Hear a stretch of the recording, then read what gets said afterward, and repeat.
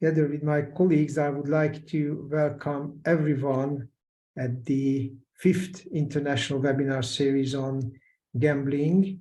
And these webinar series are organized together with the University of Gibraltar and the Yale University, together with my colleague, Professor Mark Potenza, and with the support of the International Society of Addiction Medicine and the support of the International Society for the Study of Behavioral Addiction.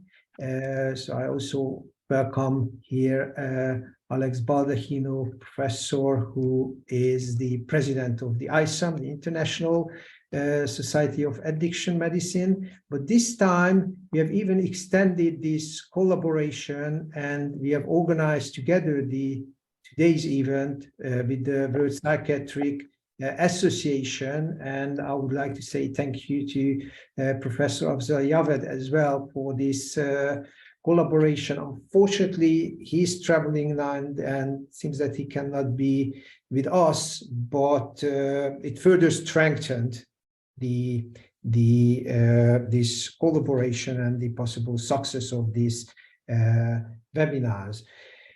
The setup of the webinar is just the same as in the earlier cases. So we have 3 excellent speakers for today. We will introduce them later, but mentioning it's Professor Sophie Achab, Professor John Saunders, and Professor Wei Hao. And we have the topic of evidence and systems of care for gambling disorder and other behavioral addictions, which I think a very exciting topic. And I'm very happy that have you all here for this discussion. We will have the three talks after each other, and we would only ask questions after each of the talk if it's very specifically related to the presentation itself, but otherwise we will have a discussion at the end of the or after the 3 talks. And yeah, so that's maybe very briefly, but I would like to ask you, Mark, if you have anything else to add. Not much to add.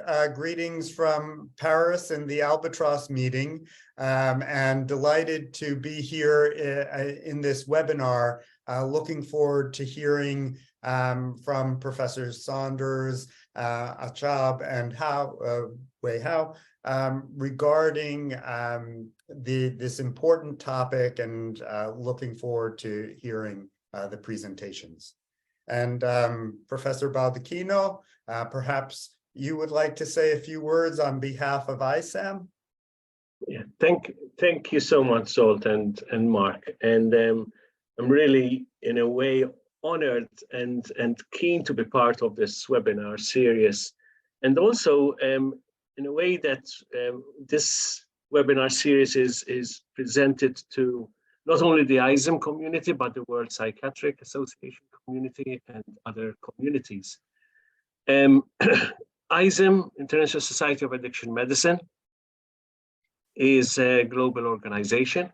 The ethos behind ISAM is that of empowering addiction healthcare providers through education, through improving the practice, but most important, through collaboration.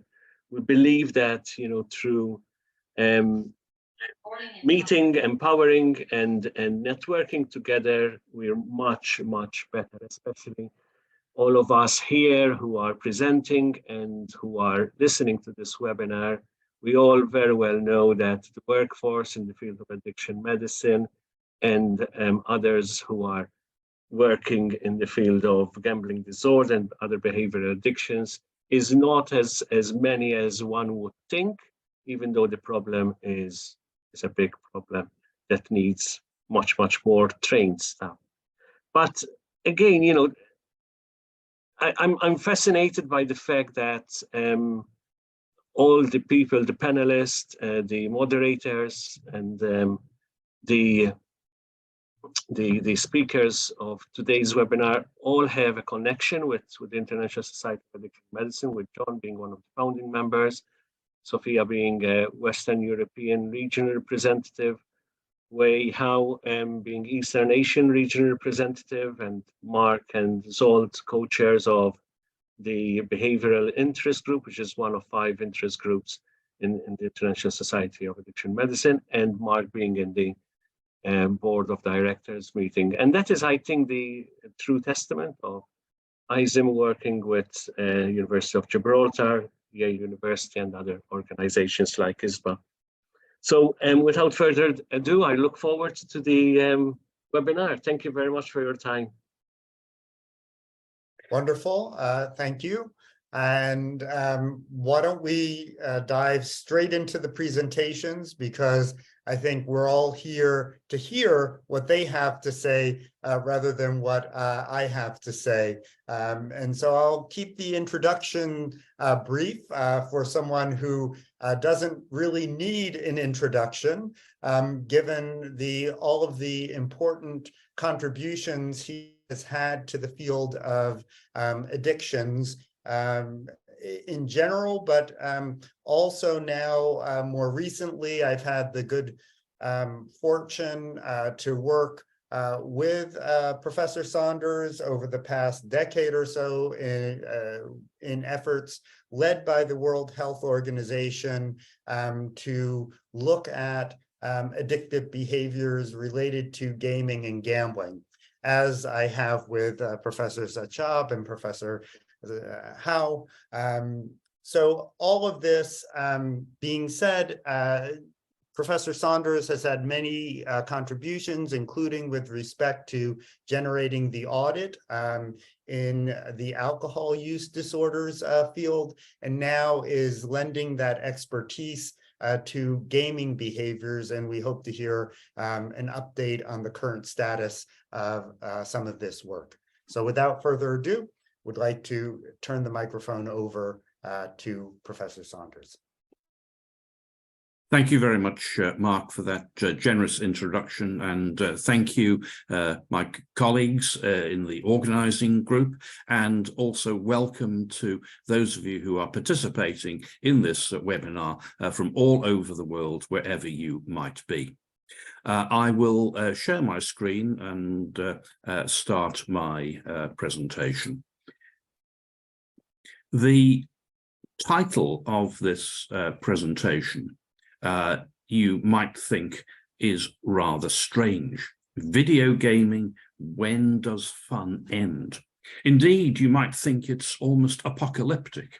Are we at the age or the end of the age of fun? Well, I hope not, and that's not the message. The message is one of caution. And we have to be aware of when video gaming is fun and enjoyable pastime, and when it can become a harmful engagement, and what are the risk factors for that.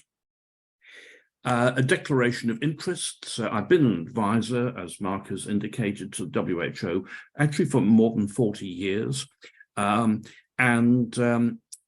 This includes membership of the WHO Gaming Disorder Work Group, which was established in 2014.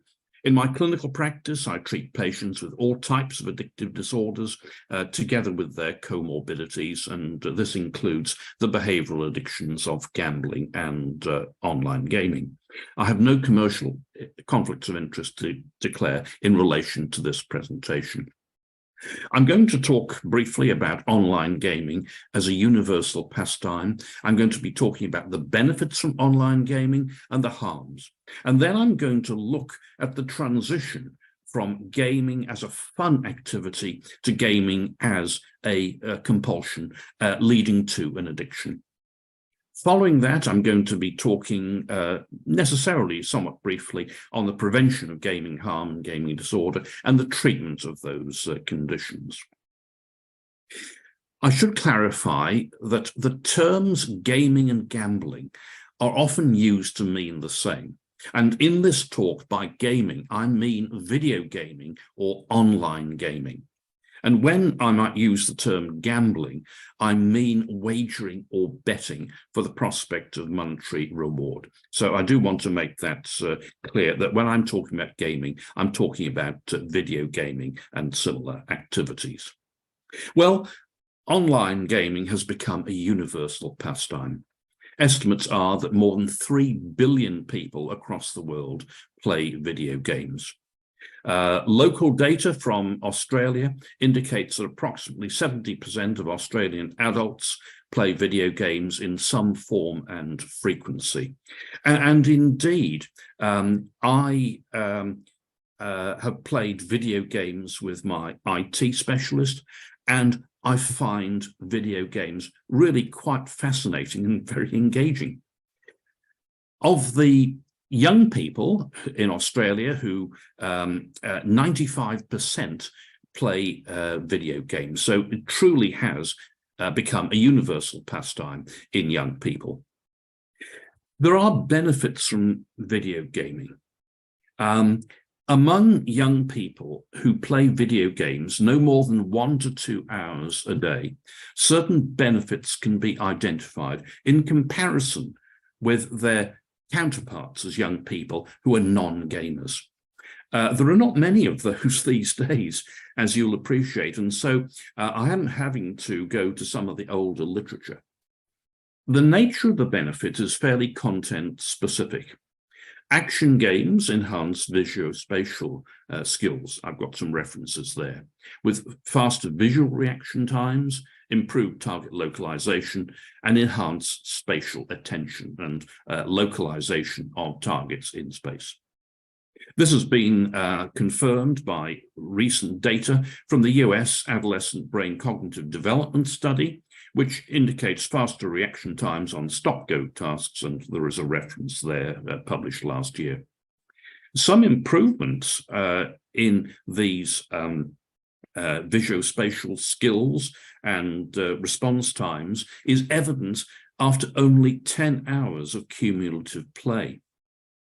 Action games, I discovered fairly recently, improve the laparoscopic skills of surgeons. Pro-social games increase empathy and helping behavior. Educational games improve school learning, and health-oriented games improve health behaviors. And there are a number of examples of these, including people who play health-oriented games who have diabetes have better blood glucose control. So let's not make a mistake about this. There are benefits as evidence in the scientific literature from video gaming at a certain amount and at a certain frequency. But there are also harms. Recent studies from Australia indicate that 10% of teenagers experience some form of problems as a result of video gaming. We know that worldwide gaming disorder, which is the addiction to gaming, affects 3% of people, and recent Australian studies show the same. We undertook a 4-country study of video gamers. Now, this was an enriched population of video gamers who played at least 3 hours per week. Of those, 48%, a surprisingly large number, experienced some form of impairment or problems or matters concerning their health. And this work is being prepared for publication at the moment. We can drill down to some of the harms. There are cognitive harms from video gaming, and the threshold for the cognitive harms appears to be about 3 to 4 hours a day. Above this threshold, there is an increase in attentional problems, even when prior attentional problems, such as related ADHD, are controlled for. There's an increase in impulsive behavior. There's a reduction in self-control and a reduction in executive functioning overall. In cross-sectional studies, time spent playing video games correlates negatively with school grades. There is a debate about the mechanism by which these cognitive harms arise and whether it's displacement of other learning activities or whether there is a direct cognitive impact. There are a range of mental harms from video gaming, specifically when it becomes excessive. We don't have a clear understanding as to whether there is a threshold, such as 3 to 4 hours per day. And the literature here does need considerable enhancement. It is, of course, necessary to distinguish between mental harms which are complications of video gaming and those that represent underlying conditions or risk factors. And so clearly longitudinal studies are important, and there are some of those. The pathological mental health outcomes, the consequences for mental health, which come from excessive video gaming, appear to be anxiety, insomnia, depression, suicidal ideation, aggression to others, I'll come back to those issues, financial problems and relationship problems. Longitudinal studies, and there are only a small number of these, show that when problem gaming ceases, depression is reduced, anxiety is lessened, and school performance is increased. We know that there are a number of physical consequences, some relatively straightforward or even moderate, but some severe, and they can be fatal. Susuma Higuchi from the National Kurihama Center in Tokyo, Japan, has in particular done a lot of work, including direct observational work and measurements looking at physical harms. The recognized physical consequences include low bone density due to little sun exposure. I've had a 15-year-old young male who had a pathological fracture of his femur due to vitamin D deficiency. And I can tell you, Australia does sun very well. It is a very sunny climate. Low muscle strength due to a very sedentary way of life. Being underweight, not eating because of the impact of video gaming, or being overweight due to the consumption of high-calorie soft drinks. Not drinking can result in dehydration and renal failure, and there are several cases in the literature of that. The most severe complication, I think many of you will be familiar with this, is the development of thrombosis in the leg and pelvic veins due to venous stasis, consequent on being in a sedentary and often fixed position. And thrombosis can lead to embolism, and there have been several reports of sudden death. The first one was actually in 1998, to the best of my knowledge. It's 25 years ago, so these physical harms have been evident for quite some time, but for some reason we haven't sort of put that together as a form of concern.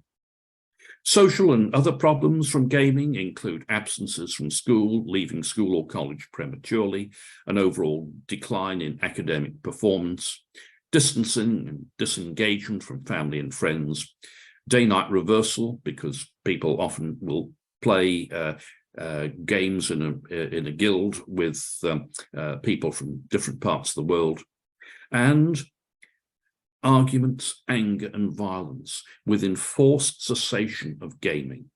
For example, when the technology is confiscated or disabled by parents or guardians, and this is considered to be, by many people, but not universally, to be a withdrawal phenomenon due to with sudden onset of withdrawal in a person who's developed an addiction to gaming. This, as I said, is still a matter for debate, indeed some controversy.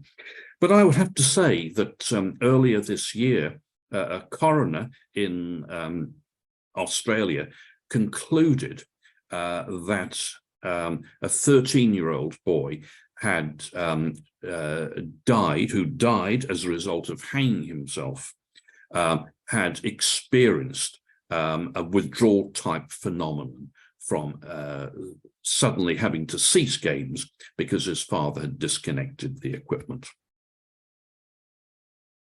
When does fun turn to compulsion? When does healthy gaming turn to something which is harmful or potentially harmful? Well, as I've said, point number 2, playing video games for up to 1 to 2 hours a day does seem to confer certain benefits, as I've described, to young people. The benefit is very content dependent.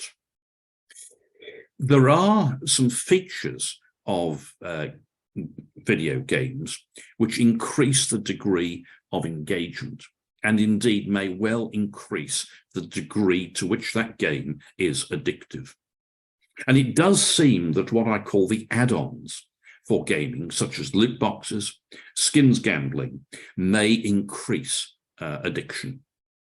There appears to be a relationship between overall gaming exposure, time spent per day, time spent per typical session, frequency of gaming, and overall duration of gaming, and the likelihood of harm, including the addiction of gaming disorder. And this is an area that we are working on at the moment to see if there is a dose-response relationship. Now, what is the basis for my saying that above 3 to 4 hours a day, harm is likely to occur, or at least there is a risk of harm? I have to say that the data are still somewhat sparse. And here I've got a selection of papers published in relatively recent years. For example, the 2019 paper that I quoted in bullet point number 4, when comparing the probability of problem or addicted gaming with engaged gaming, spending more than 4 hours a day increased the probability of more adverse gaming effects significantly. It does seem that more than 3 to 4 hours a day is about the threshold for a number of problems with electronic devices and programs, including various forms of social media. And there are some references to that at the end of this that slide. Factors within video games can also be recognized. And my colleagues, Professor Pukau in Thailand, Professor Stavropoulos in Melbourne, Australia, identify some of these factors as in the gamer experiencing the virtual context as real, known as presence. Being very absorbed or immersed in the game, known as flow, and wanting to engage in progressively higher gaming tasks. Some people would regard that as tolerance. And the degree of connection with the figure of representation in the online world, i.e. the avatar. There are individual predisposing factors for gaming disorder. And those of us who are clinicians need to be on the lookout for these underlying factors. I should say that young people can just slip into a pattern of gaming which absorbs them increasingly, and they can develop a gaming addiction without any underlying risk factors. But the recognized predisposing factors include social anxiety and depression, autistic spectrum disorder, uniquely of all the addictions, ADHD, and gaming disorder has that in common with gambling and a number of substance use disorders, instability in the parental relationship, overly high expectations by parents for success, and low or progressively declining academic performance. Now, you will see that some of these are rather similar to what I described as some of the mental health consequences, but we do have some longitudinal studies to enable us to dissect out what is cause and what is consequence. Gaming disorder has been defined in the latest revision of the International Classification of Diseases, ICD-11. And the description of ICD-11 gaming disorder is as you see there. There are 3 central criteria, which are addictive type criteria or requirements, impaired control over gaming, increasing priority given to gaming over other activities, and continuation or escalation of gaming despite negative consequences. In addition, there is a need for evident impairment in a number of areas of functioning, including health. The 5th requirement is that the pattern of gaming behavior needs to have occurred over 12 months, although there is provision for a shorter period that the clinician may accept for the diagnosis if all diagnostic requirements are met and symptoms are severe. This table shows a comparison of gaming disorder, which is in the 2nd column, with gambling disorder. Essentially, they are very similarly defined, and substance dependence, which is a bit different. I can clarify that in questions if there is interest. DSM-5 has internet gaming disorder, which in the 2022 text revision remains a provisional condition. It hasn't been upgraded to a recognized substantive diagnosis as yet, but I think it will with some more time. The diagnostic criteria here in orange are the ones which correspond to the ICD-11 diagnostic guidelines, and the others are specific to DSM-5. Okay, moving on now to the prevention of gaming disorder and gaming-related harm. These include limiting time on video gaming, aiming for a limit, I would suggest, of 1 to 2 hours a day. And that's adopting the precautionary principle of allowing some gap between what are recognized as safe levels and what are recognized as harmful levels. Having universal rules which apply to everybody in a household, being aware of social, societal, and environmental factors, and identifying individual risk factors. These strategies for prevention of gaming disorder were devised by an international expert group through a consensus approach headed by Orsi Kirai from Hungary, and they include approaches such as having pre-scheduled technology-free periods, preset commands to terminate gaming after 4 hours, having equitable rules of the home. And these rules, including the amount of time which is allowed for online gaming, have to apply for everybody. You can't have the young people restricted to an hour or 2 and dad playing games all night for 6 or 8 hours. Clinically, it's important that we recognize those who are at particular risk of developing gaming disorder and gaming-related harm. So examining for and screening for some of those risk factor disorders that you see listed there. Treatment of gaming disorder, and I'm now coming to the end of the presentation. There have been a number of systematic reviews. 2 of the more recent ones are listed there.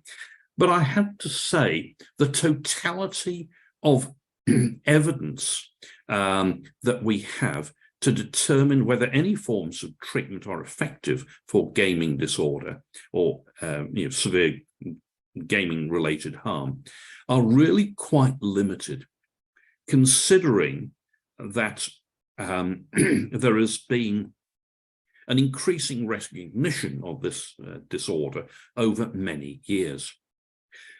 Also, the designs are often rather poor, and even the randomized controlled trials have been of rather low power. But there are some studies which are being done. For example, an intensive CBT approach has been reported to confer benefit. We are studying interventions which are embedded in the online environment. I don't have any data to present at present because we've only started recruiting a few weeks ago.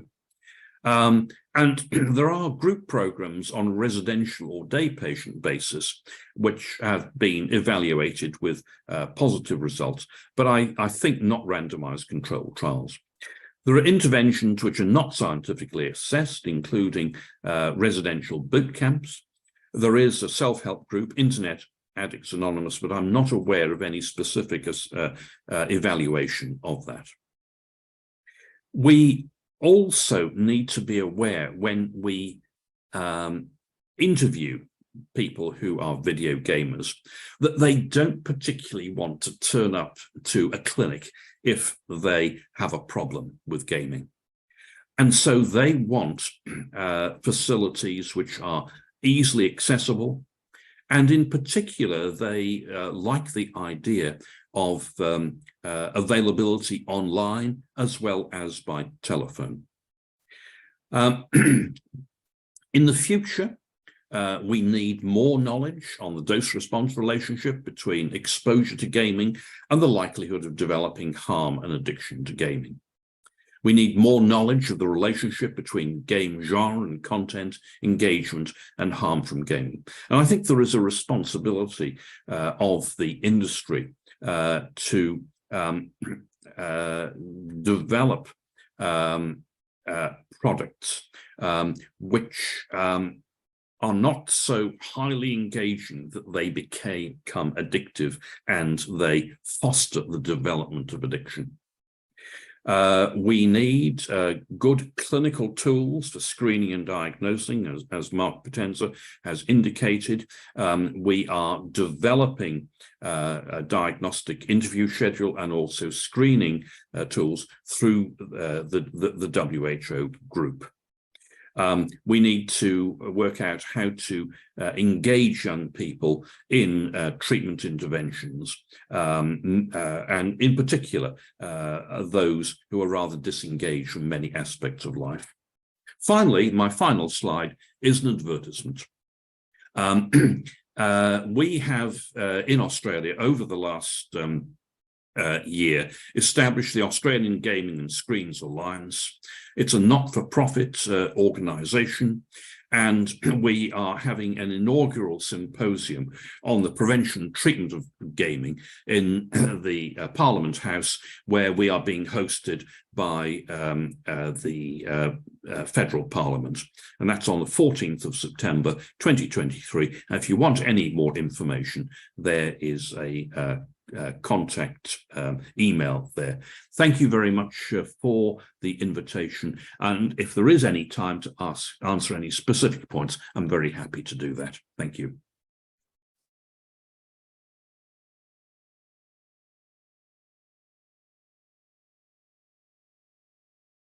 So thank you for that wonderful talk.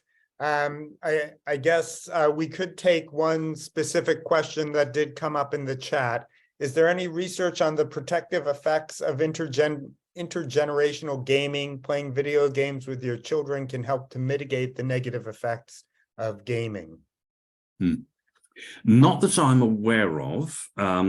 What we do know is that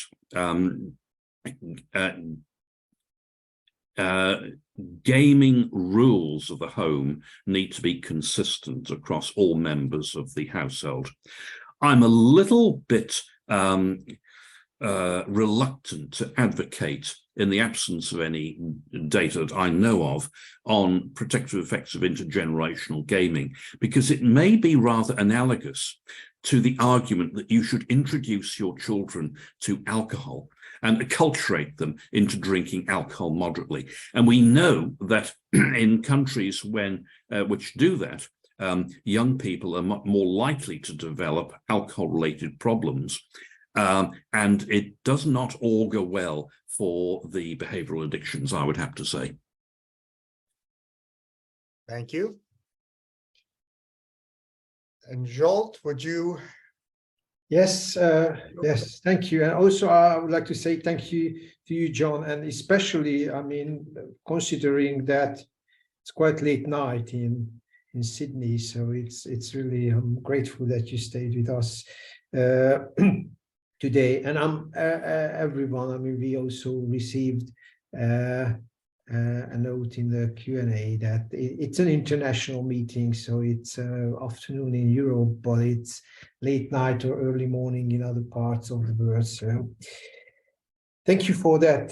Yeah, and the second presentation comes from Dr. Sophia Achab.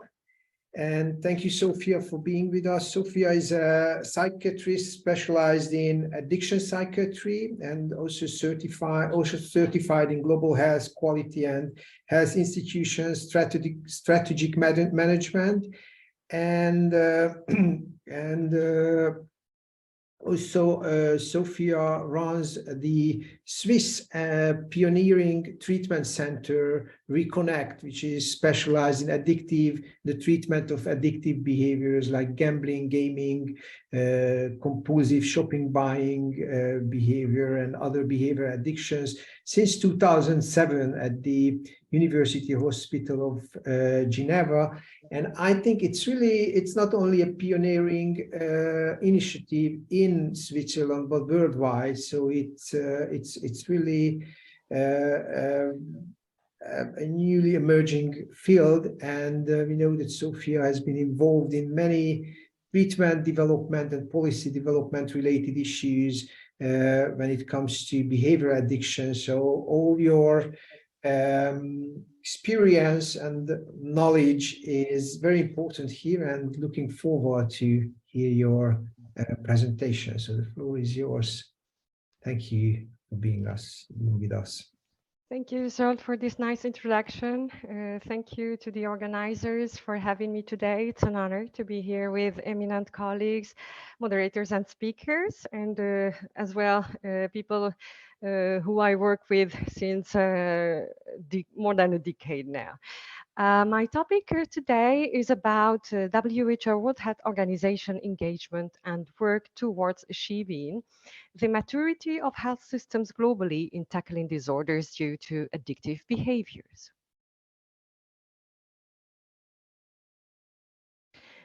In the time of growing concern about the burden that so-called behavior addictions was gaining, the lack of globally available data on the needs and resources for the prevention and treatment of these was greatly contrasting with data on traditional addictive disorders, such as substance use disorders. WHO undertook a continuous engagement towards addressing this disparity since 2014.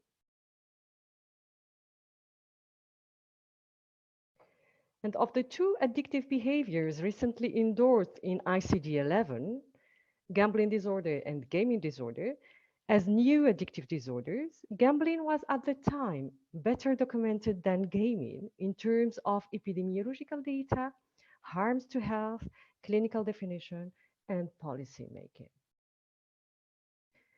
Two of the first actions of WHO in this area have been to set up an international expert working group, which a lot of colleagues are here today, and I have the honor to be part of, to collect data on health systems and policy responses towards challenges caused by internet-related disorders, including gaming. A first review found that health systems globally have been challenged 2 decades ago by emerging care needs related to internet maladaptive patterns of use, from individuals, relatives, care professionals, and social workers. But their response has been heterogeneous from one jurisdiction to another. Variability in epidemiological studies over the globe resulted from biases in sampling, mostly being adolescents and students, disparity in underlying representation having guided the choice of the assessment tool as an addiction, impulse control disorder, pathology, problem, stress factor, or as a cognitive or compulsive disorder. And finally, in the differences in the internet availability and speed all over the globe. This led to heterogeneous conclusions and results not being generalizable, nor cross-comparable, nor being supportive of efficient public health decision-making, nor providing landmarks for medical decision-making. Second review undertaken by World Health Organization of Health System response globally to these new disorders consisted in national case studies that showed a disparity or lack or of specific care response, even in continents with major public health concern about maladaptive use of internet, including gaming. Economic factors played as well a major role in this disparity, be it the lack of financial support for care response or competing economic interests to the needed policy making to protect the most vulnerable individuals from harms to their psychosocial and physical well-being.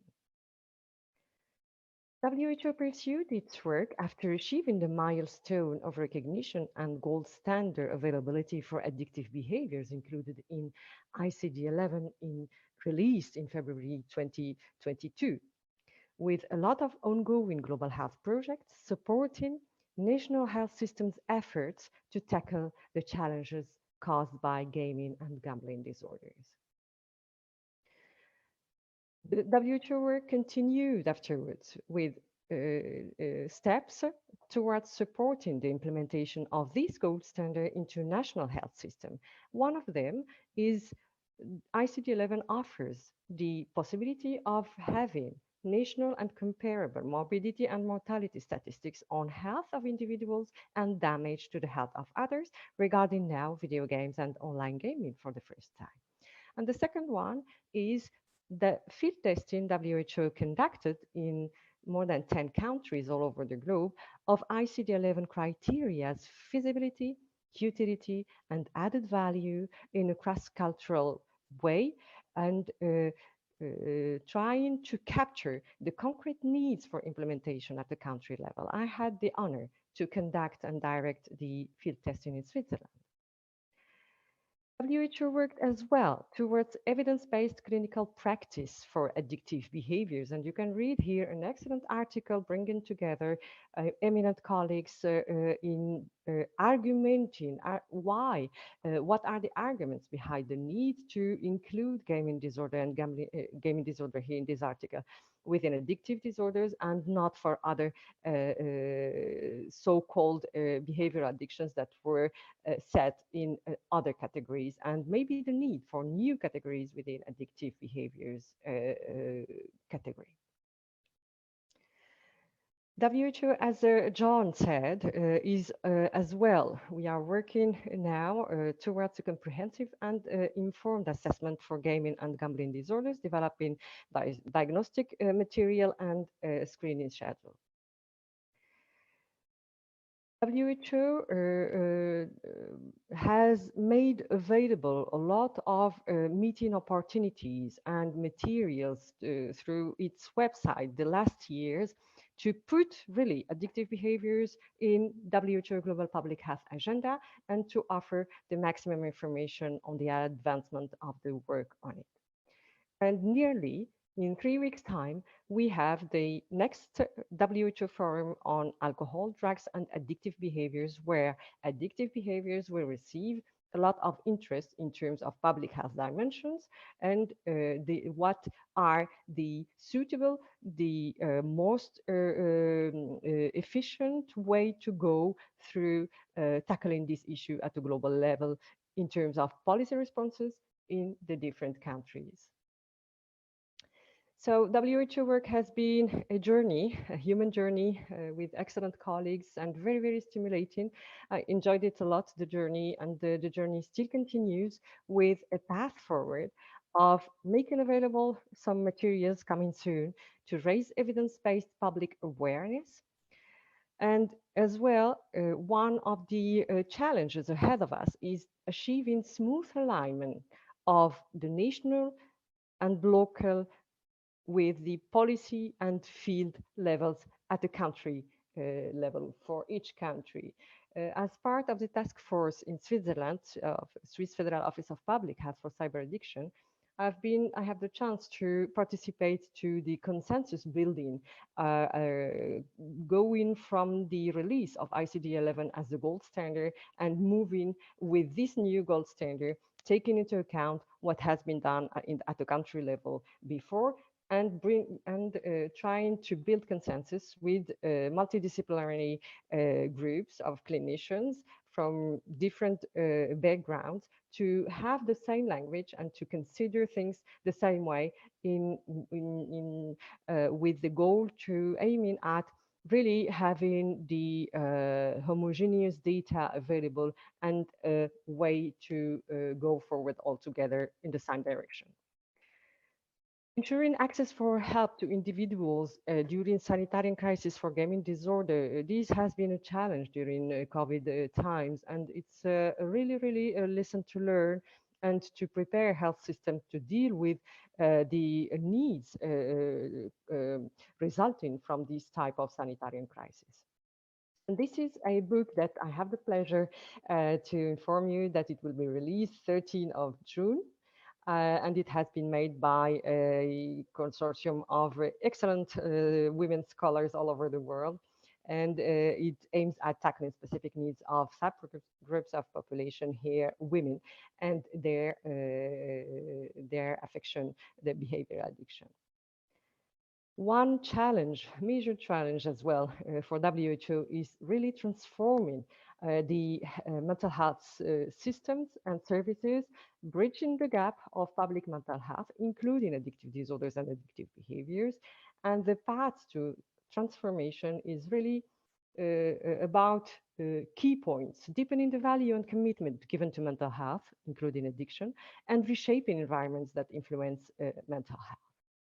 And maybe in next year or the year after, we will be in capacity to deliver and to have the data, such as the data that we already have for substance use disorders. Thank you.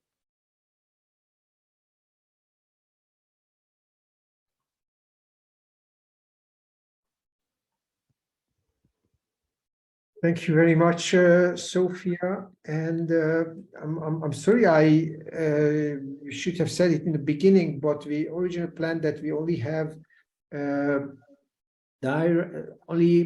time for direct questions right after the talks, and then we save the time for the global discussion at the end of the meeting. And even though I see now 2 questions in the Q&A box, but I would keep them for the end of the meeting, because they are more general ones, if you don't mind. And so then we can proceed to our next speaker. Mark, maybe. Yes, our next speaker is Professor Wei Hao, who is a professor of psychiatry at the Mental Health Institute at the Central South University in Changsha, China. He holds many titles and has led many efforts. He's the president of the Chinese Association of Drug Abuse Prevention and Treatment, director of the World Health Organization Collaborating Center for Drug Abuse, and health member of the World Health Organization Strategic and Technical Advisory Group on Mental Health, Brain Health, and Substance Use. He I've had the great pleasure of working together with him on the gaming disorder working group over the past decade, and have appreciated his wise comments as well as his hospitality in terms of hosting one of these meetings at his lovely institution. So without further ado, I'd like to hand over the microphone to Professor Wei Hao. Thank you, Mark.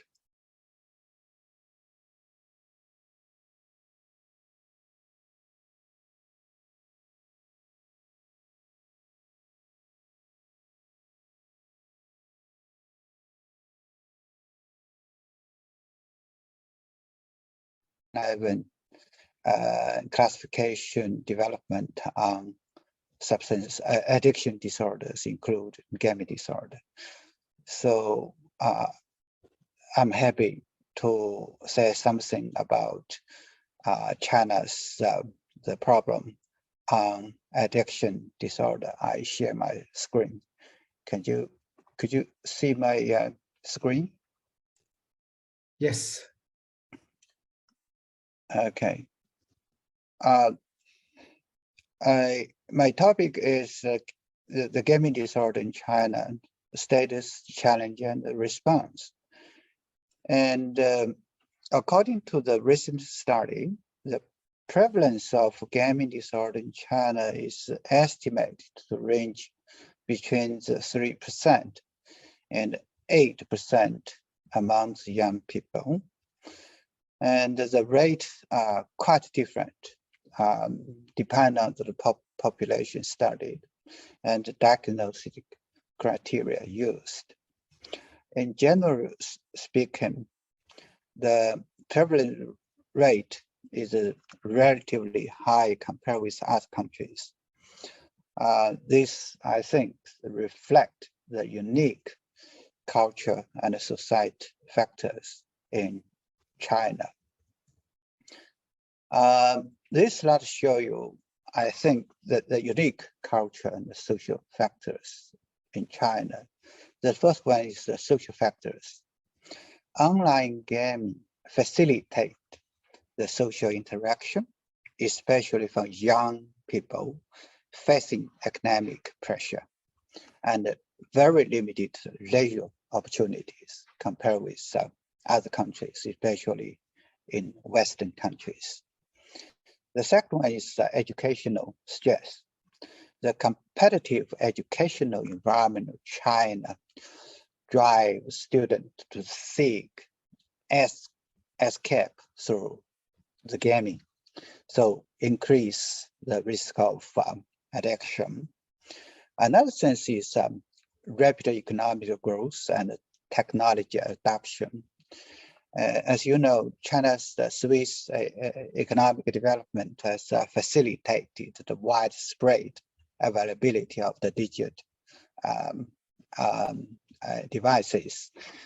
In China, some people change their mobile phone each year because the technology development. So this can lead to increased exposure to online gaming. For the challenge, I think that the first challenge is emerging the trend of activity with addiction in internet. As you know, the social media and instant messages platform like WeChat and Sino Weibo has led excessive use and addiction among some users. If the look at the people in the street, I think the half people are looking the mobile phone. What they look? They look the message from the WeChat. And the second one is the short video platform. These platforms such as TikTok, quite so, has gained immense the popularity, with users spend hours consume or create content. The combination of instant gratification, personalized recommendations, and the potential for monetization has led to compulsive use and addiction for some individuals. And the VR and AR technology are also integrated with the gaming, and the online experience has a potential to increase the addictive tendencies. And also online gaming and betting is increased. Online shopping and e-commerce is increased. And also e-sport and competitive gaming is also increased. For the challenges in clinical and community surveys, the first one is we lack of trained professionals in diagnosing and treating gaming disorders. There are huge the gap between the demand for service and the providers. There is no integration, the service across the family, school, and clinical settings. I think this is very important. The second one is stigma and misconception around gaming disorders. And in my clinic practice, my patient with a gaming disorder usually have a low motivation to change. The patient, especially adolescents, are reluctant to acknowledge their gaming problem. They refuse to seek the professional help. This is a big problem. And also, they face the bias or misunderstanding from the families and the friends and healthcare providers. This also be the challenge. And other sense is diagnosis, especially with comorbidity with the other mental disorders, as John mentioned. This is very important. In my clinical practice, I think the majority people with so-called gaming disorders are secondary to the mental disorders, such as depression. And also, finally, prevention activities cannot address high-risk factors, such as academic pressure in school, mental health status, and family conflict.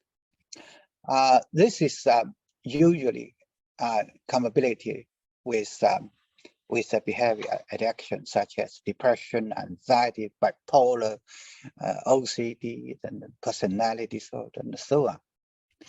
And I think some mental disorders are usually very close related with addiction, such as hoarding disorder, such as binge eating, such as kleptomania, such as non-pseudo self-harm. If we ask the patient with such a problem, why you do this? The usual answer is this behavior can give me more bad feeling or reduce a good feeling and release my bad feeling. I think I addicted to it. And for the response, I think the regulation on gaming from government in China, as you know, the China's government is very powerful. The issues a lot of regulation on the gaming, such as regulation measures targeting the gaming industry. For example, for the approved license, and also the content restriction, especially have a guideline to prevent the violence in the gaming, explicitly or moral objectionable content. And also the second is a real-time registration system.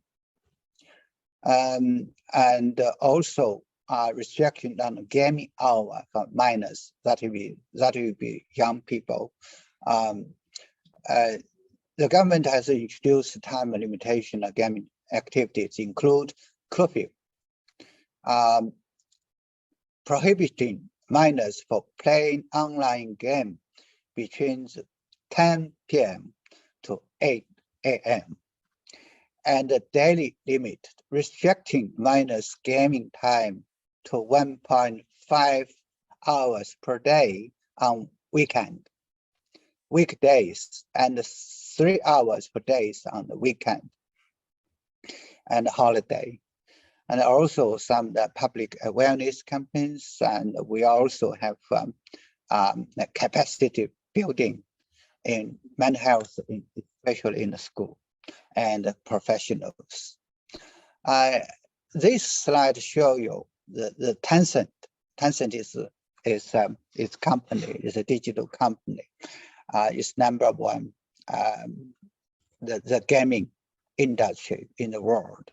Lost 6 billion in stock value after the Chinese state media describe online game as spiritual opium. So the Tencent has to release a statement to reduce the minors' time and the money spent on the gaming. And start with Honor of the King. This is a very popular gaming app.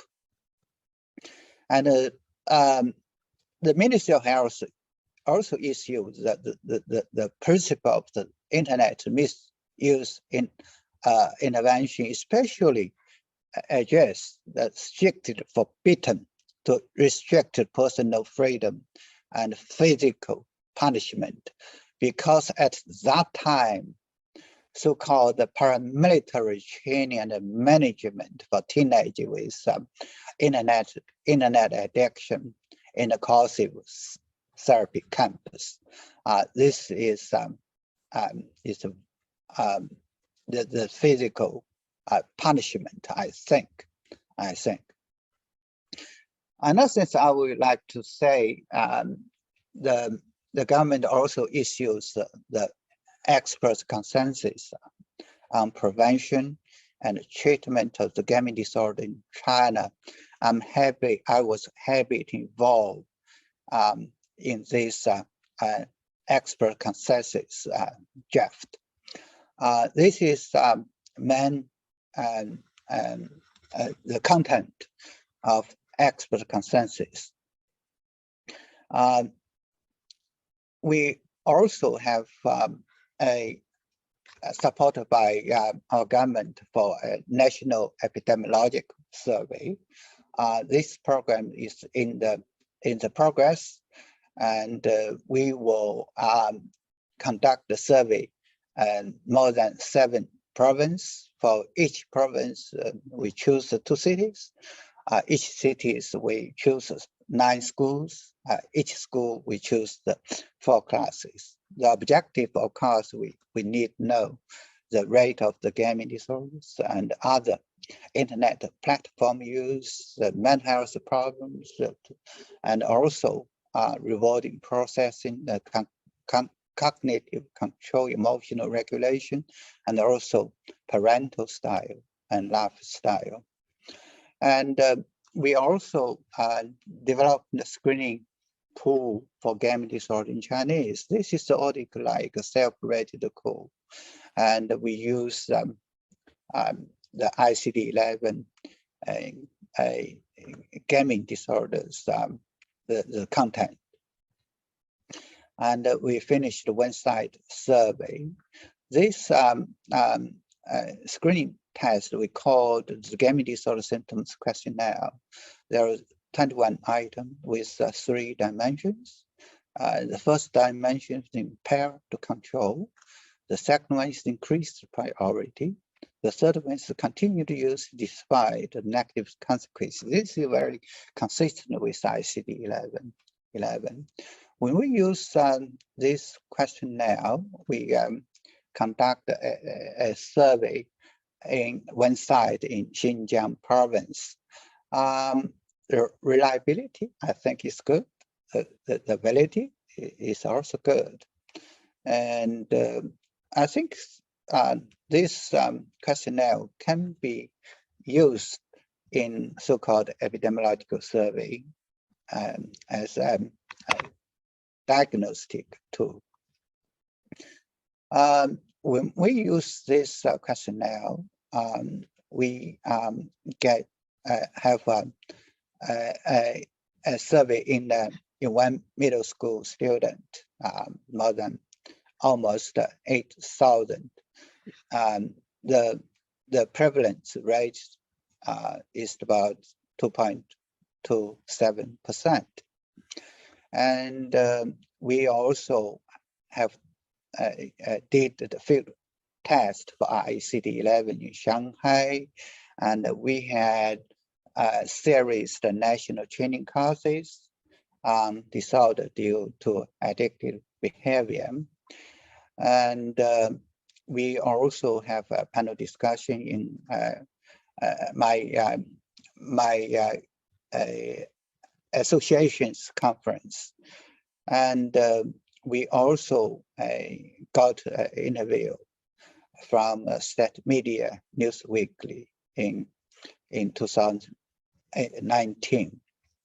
And we are also happy to host the 5th WHO expert meeting, and John and Max and other and Sophia was in this meeting. The ongoing work, I think we should finish our national epidemiological survey on gaming disorders. And actually, I have done some study of the brain image study, and comorbidity study on gaming disorder with other mental disorders is very important. We should do that, and we also use the AR or VR intervention technology for people with gaming disorders. And we have an expert consensus on digital therapy development for gaming disorder and other mental disorders. So in the future, I think the multiple disciplinary research on the brain mechanism of gaming disorders and related condition is very important. And we should know the latest trend in the gaming and other internet activities, especially short video. This kind of short video is very addictive. It's more than gaming disorders. And we should conduct the comorbidity on for gaming disorders. We should follow up the prognosis of the individual with gaming disorders. Maybe the gaming disorder is self-limited. And we should explore the treatment approach, include pharmacological intervention, psychosocial therapy, digital therapy, to determine the most effective strategy for managing gaming disorders. Of course, we should continue to support the WHO's work and the international cooperation. I would like to say thank you. Thank you very much.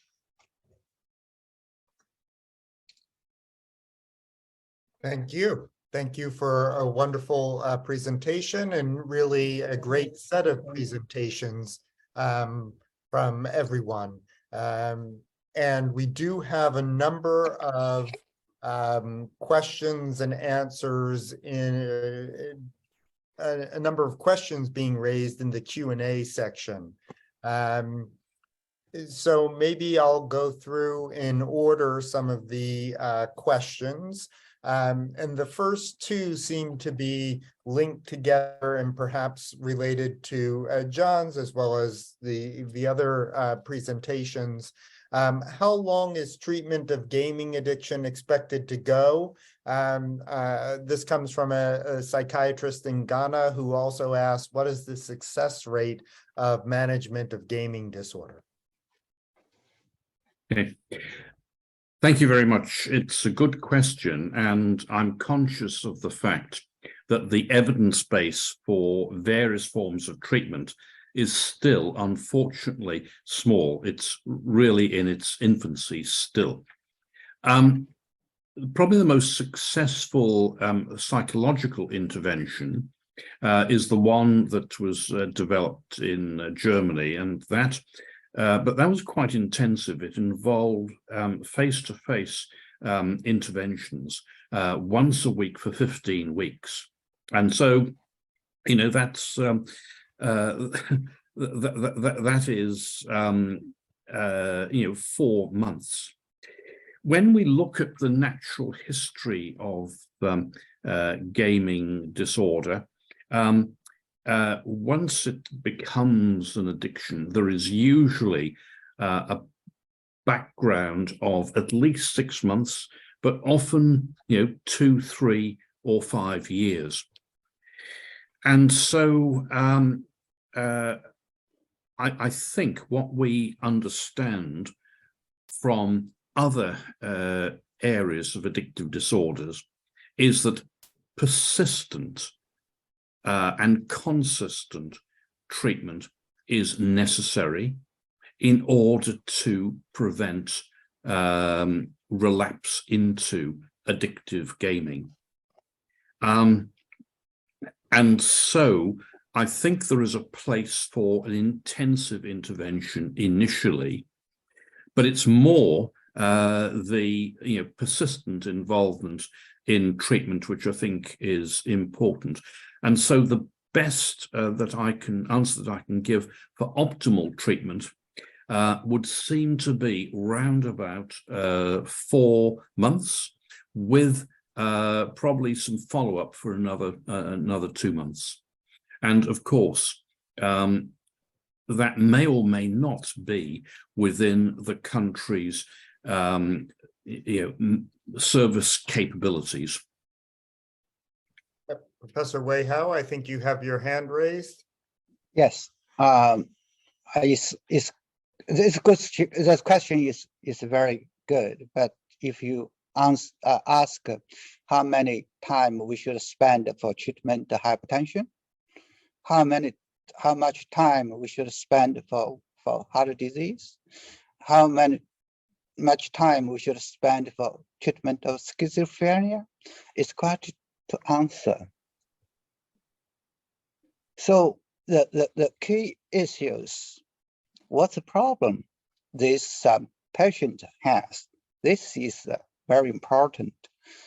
So I think that we should to understand not only the gaming itself, but to understand their personality, the environment, the family problem. So this the vulnerability, the family issues maybe contribute with the onset of the gaming disorder, and maybe impact the prognosis of gaming disorders. So this is what we should do. The most important, we should have a good relationship with the patient with the gaming disorders, and increase the motivation to change. So the majority, the minors or individuals with gaming disorders have no motivation to change. This is very important. Thank you. Along those lines, there is a question about the clinical effectiveness of motivational interviewing, and was wondering if there could be some comments on that. Yes, I try use motivation enhancement interview for the patient with addiction problems such as alcohol, such as drug, such as gaming. I think it's very important issue. We should start with this kind of work. I have got training on this. Now I'm professor. I'm training my colleagues for this kind of skills, how to increase the motivation for change. Thank you. I think John and Sophia have both raised hands. I think John raised hand first, so perhaps John, then Sophia. I'd just like to emphasize the potential of peer-supported therapy. There are a number of websites, but also groups where people who are in recovery from gaming disorder either provide the websites and that environment, and or run local groups or online groups for people who are affected by gaming disorder. I'm not aware of any scientific evidence for their effectiveness, but I would just like to highlight the potential importance of the peer-supported therapy, which may not be much of a cost to the country's healthcare system. I take the point raised by Wei Hao as to how do you balance that against allocation of funds for schizophrenia and the multiple other mental health disorders that exist. I would also emphasize and concur with his point about attention must be given to the underlying risk factors, including the mental health disorders that we know can underpin the development of a gaming disorder.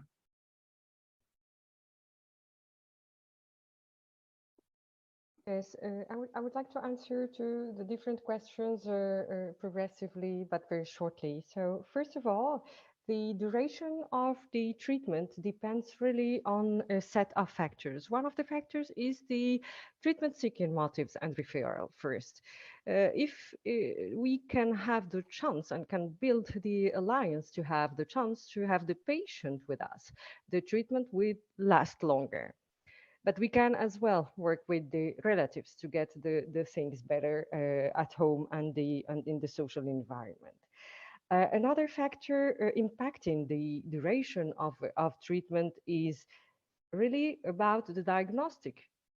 Do we have an addiction, or do we have just problem of limit setting, or do we have comorbidity, or do we have other factors that should be identified to really respond to the question, are we going to treat from the addiction perspective this treatment demand, to address this treatment demands?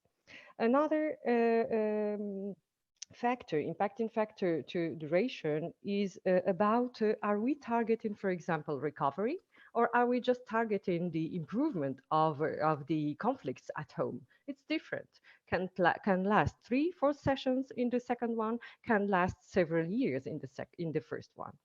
So it depends as well on the motivation that we have with the patient, and building the alliance really with the patient and the relatives. And motivational interviewing is key to identify what are really the values proper to, very specific and personal to the individual, that we can build upon the therapeutic alliance and have the sufficient duration, not long, not short, but the sufficient one and adapted to the person. Along those lines of treatment, there are several questions about co-occurring disorders, particularly with respect to depression and attention deficit hyperactivity disorder, as well as a question about pharmacotherapy might tie in to some of these co-occurring disorders or to gaming disorder in general, and was wondering about what the panelists thought about co-occurring depression, co-occurring ADHD, and pharmacological management.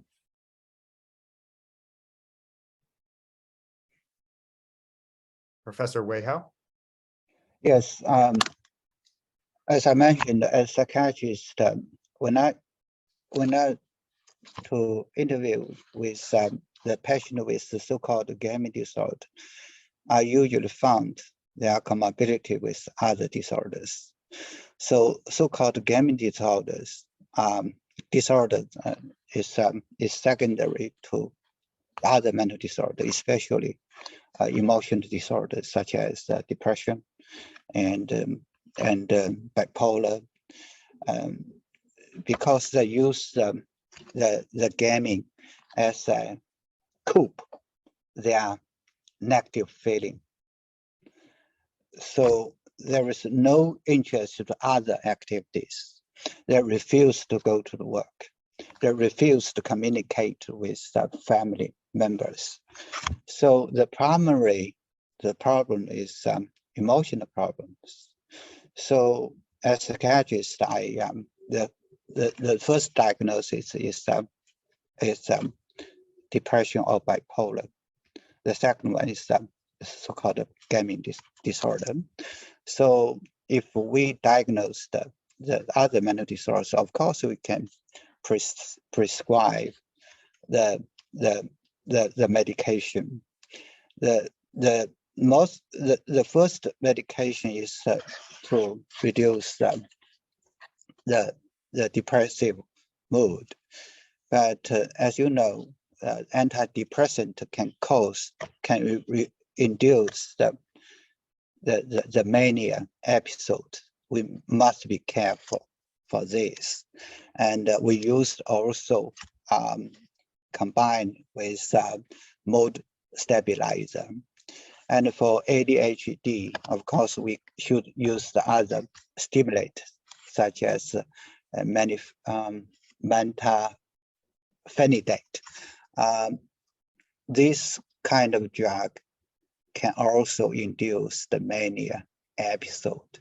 We should be careful of that.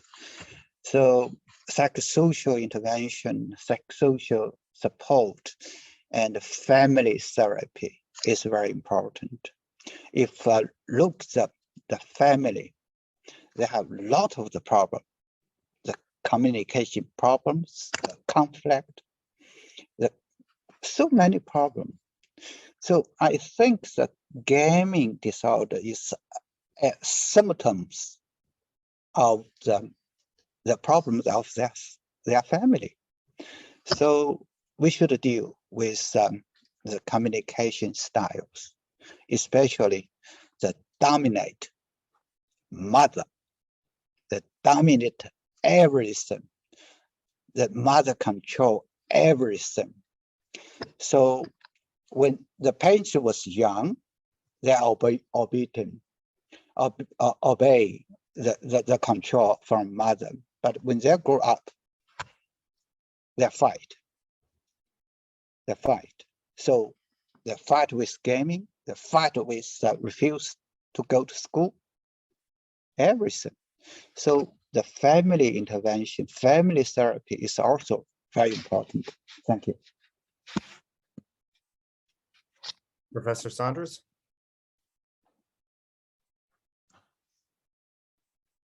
I think you might be on mute.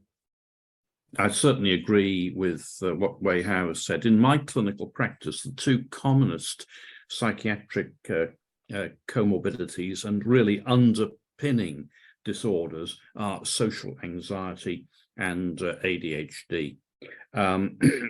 Social anxiety, often in this situation, responds to SSRIs. You might wonder how people with ADHD could develop the focus on online gaming.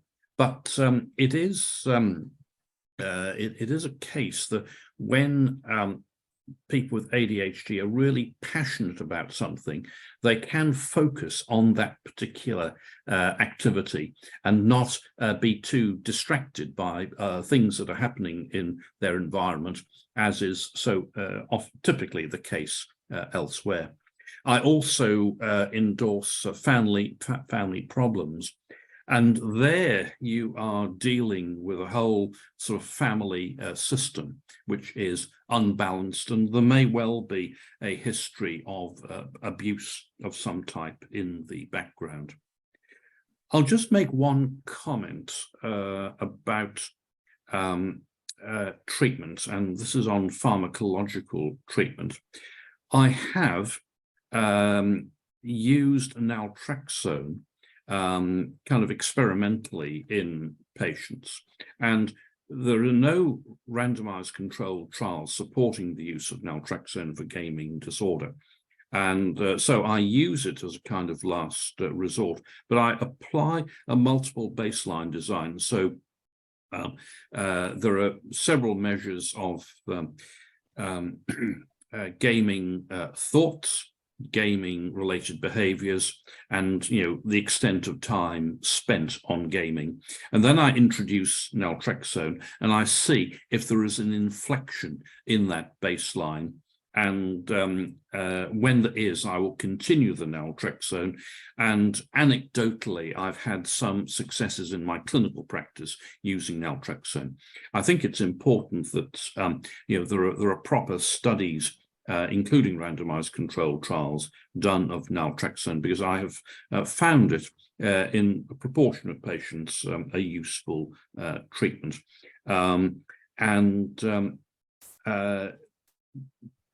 But the other thing that I would mention is there a role of brief interventions for gaming disorder? And I think the evidence is just not sufficient that they should be routinely advised unless the person is only willing to attend a single session. And then I suppose it is reasonable to provide some brief advice in that point. Thank you.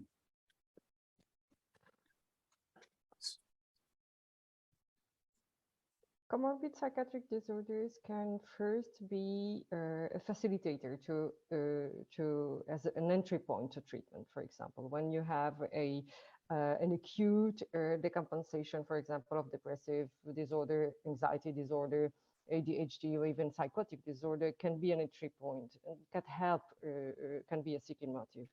Secondly, it can be an explainer of the disorder, of the gaming disorder, as a coping mechanism, for example, to deal with difficulties in attention or mood issues or anxiety avoidance. And third, it can as well be a factor of increased severity.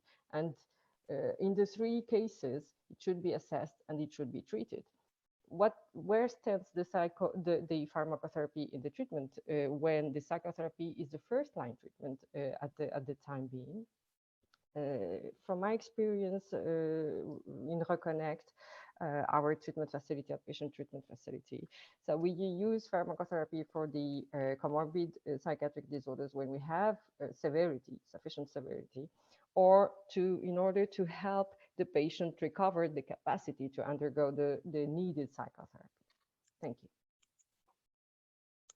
Thank you, Sophia. And maybe moving, also being aware of time, moving to another group of questions. There are a few related to the policy issues. So one is, I was also planning to raise it, but Jerome Marsh also said this question. So it's directed to Professor Weiho. If there's any monitoring of the Chinese policy you have presented in your study. So do we know any results of the introduced measures, or are you aware of any studies which try to look at the effectiveness of this, but then also after we can extend this issue of policies and regulations that also with asking also then Sophia and John, if you are, so what do you think about the effective possible policies or regulations, or how should we handle this issue? But maybe Professor Reihau first. Thank you for the question, for the evaluation of the evaluation on the regulation on gaming disorders. We have no such a systematic evaluation on that, but I think some regulation are effective. For example, the Ministry of Health prohibit so-called paramilitary training camps. This kind of camps no existent. For example, I also ask question for young people, the time they spent on the gaming disorder, because we have a regulation on that, the curfew. So the minors cannot play game on the night. But how about they have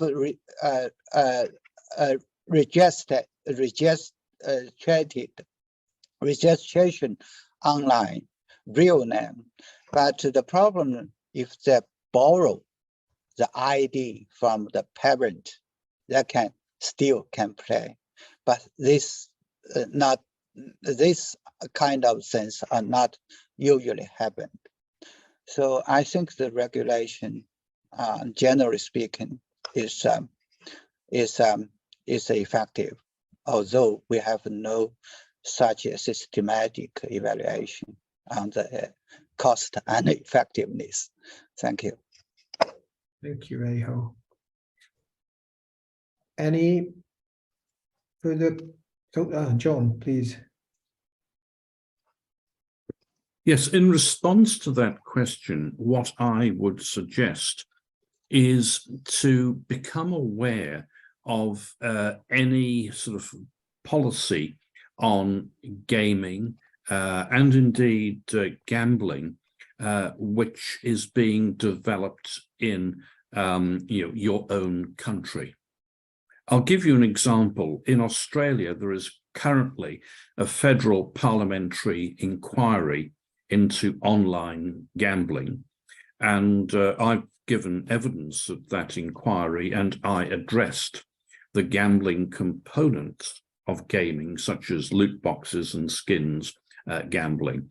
And so that has been incorporated into the terms of reference of this inquiry. It's useful to capitalize on inquiries which may be occurring in your own country.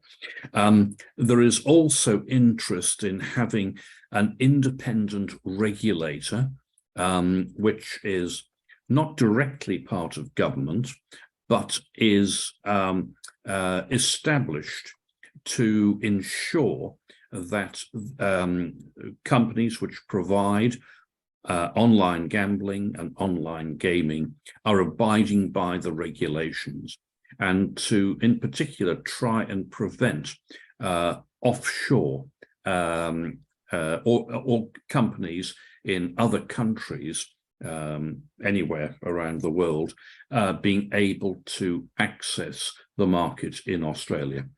So there are some opportunities for improving regulatory control. The other thing which governments will typically respond to, at least in the countries that I know, is where there is a groundswell of concern by parents about the effects of online gaming on their children. This can be much more powerful than, in my experience, than professionals advocating for government action and the development of healthy public policy. Thank you, John. I think Weiho was maybe the first. Yes, just a short comment. Any policy, any regulation, if is not well implemented, no effective. Today, I attended the international meeting on drug control, and some drug policy in some countries are very good, but not effective. Why? Because they are not implemented well. This is a big problem. This is administration, the governing problem. This is my short comment. Can I ask a question for the panelist, Chair? Can I ask a question for? Sure. I'm thinking, gaming is attractive, but if something is more than gaming, I think it will more be addictive. So this is the reason why the television replaced the video, and the cassette, the gaming replaced the video, and the gaming replaced the cassette video. I think some new technologies coming out that produce a more attractive app. So gaming disorder will be disappeared. Do you agree with that? Thank you. Interesting point. Sophia, what you have to add? Just to add on what my colleague said, it's about effective policies, for example. The endpoint can be a balance to reach between the offering a social environment that should be protective of the vulnerable individuals regarding gambling and gaming disorder, and between the second element, it's building upon the skills of individuals and training them and educating them from the very beginning to responsibly use and in a healthy way use their devices and gambling and gaming activities. And the entry point of effective policies is, sure, as John said, professionals can advocate. They can quite be successful in some steps, but civil society has a major role as well in advocating for policy making in this area, and they are quite effective to make the things move and go forward in the good direction. Thank you, Sophia. And I'm wondering how we should really should keep our time. There's one important thing I wanted to mention here, that there are still many treatment-related questions. So maybe I would suggest that if you have any comments generally, either on psychotherapeutic approaches or pharmacotherapy, then mention it. But most importantly, our next planned webinar, which is planned for the 18th of September, specifically will focus on treatment-related issues in gaming and gambling disorders. So maybe we can save the more specific questions for that time, and then, but still, I'm asking if there's any specific issues any of you want to mention here, and then if not, then maybe take a final look at the remaining questions, and then I would suggest to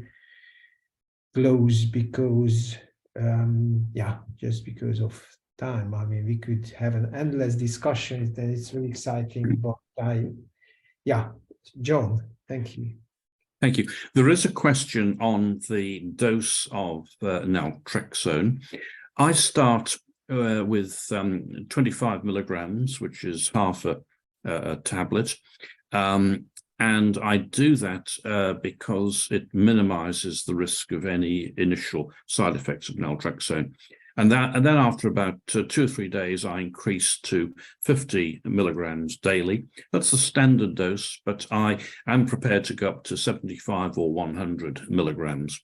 I should also say that there is an analogy between gaming and gambling. And in gambling, there are randomized controlled studies testing to benefit from naltrexone compared with placebo. Otherwise, as Wei Hao has indicated, treatment of underlying anxiety and depression, treatment cautiously of ADHD, anxiety and depression with SSRIs is my typical approach.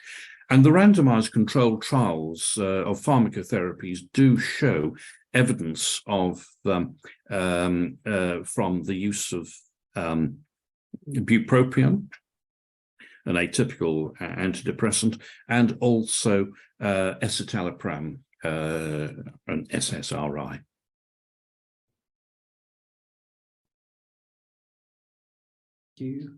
Wei Hao, please. Yes, I would like to have a small comment on naltrexone. I think naltrexone is I call it universal anti-addiction medicine. It's not only used for opioid dependence, but can also used for alcohol dependence, gambling. And personally, I try to use the naltrexone for the patient with gambling disorder, but it's off-label. So it's a little bit of the problem, because our target population, the treatment for minors, adolescents, it's quite difficult to design a clinical trial for verify naltrexone is effective on gambling disorder. This is our dilemma for this. I have a news from WHO. As you know, WHO has a list of essential medicine. In this expert meeting, naltrexone and the WHO essential medicine list. This is good news. Thank you.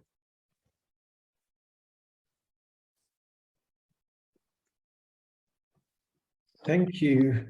Well, I don't know, I mean, if you're looking at the questions, if you want to comment on any of these, or Mark, if you want to pick any. I made a list for so just to say one thing. I made a list, and we are planning many further webinars. So we will come back to these issues, but if any of you wants to comment or. Well, my main comment is that I would like to really thank our presenters for their wonderful talks and for staying on to address many, if not all, of the questions that were raised, as well as to the audience for having such a lively set of questions being addressed to the speakers.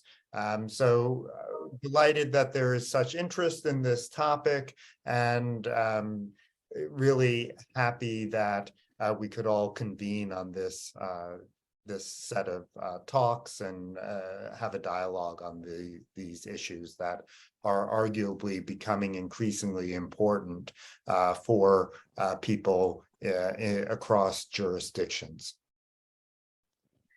Thank you, and I also join you, Mark, in thanking for all the speakers and all those who were present and for the questions. And as I promised, we have saved all the questions and we will integrate them in the upcoming webinars. You can sign up on a web page for a mailing list so that you will receive notifications on the future events. But again, the next one is planned for the 18th of September, and that will be about treatment for gambling disorder and other behavioral addictions. And then we will have the chance to discuss further in details the treatment issues. Yeah, thank you very much again for being with us, especially for those who had to wake up early for joining and those who had to stay up late, but also those who were here during the day. So it's, I think it was a very exciting event, and hope to see you soon at the next webinar. Thank you very much. Thank you very much. Bye-bye. Thank you. Thank you, John. Bye-bye. Thank you. Bye-bye. Bye. Good night.